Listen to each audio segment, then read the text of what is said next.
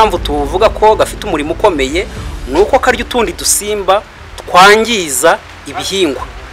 Mu dusimba rero karya cyane ni udusimba two mu bwoko bita utumatirizi. Dushobora kukabona ku biti by'imyembe, dushobora kukabona ku biti by'imyumbati, kubera ko buriya imyumbati nayo igira utumatirizi twayo bita cassava mealbag. Dushobora utudusimba kudusanga ku mapapayi, kubera ko ku ipapayi naho hari utumatirizi tw'ipapayi bita papaya mealbag.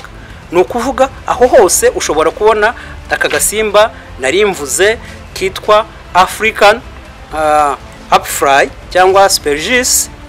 Icyo gihe iyo tutubonye twebwe nk'abashakashatsi tuba twumva ko dutangiye kugira ahubwo ibisubizo, kuko cya kibazo twari dufite dutangiye kubona inshuti z'abahinzi cyangwa utwo dusimba tuzatugabanyiriza twa dusimba tundi dusanzwe twangiza imyaka.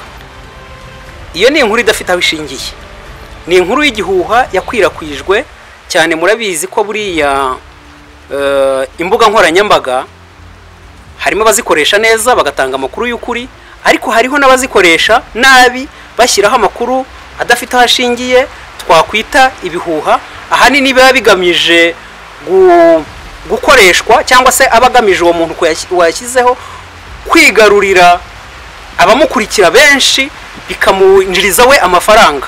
Ayo mafaranga rero iyo agize Imana akabona abantu benshi kubw'inkuru yahimbye itari n'iy'ukuri, ariko akabona abantu benshi bamukurikira, icyo gihe kuri we abatsinzi, icyo agamije abakigezeho. Ariko bikagira ingaruka kuri ba bandi yabeshye, cyane cyane aho iyi nkuru yakwirakwije ivuga ko ubonye aka gasimba uruboga kagezeho ururiye arapfa, uriye urubuto kakozeho arapfa, uriye yewe ngo n'itungo kakozeho ngo izo nyama zirangirika zikagira uburozi ku buryo uziriye yapfa. Ariko ibyo rwose ndagira ngo mbwire abakumva bose, abajya badukurikirana, mbwire abanyarwanda bose muri rusange ko icyo ari igihuha kidafite ishingiro.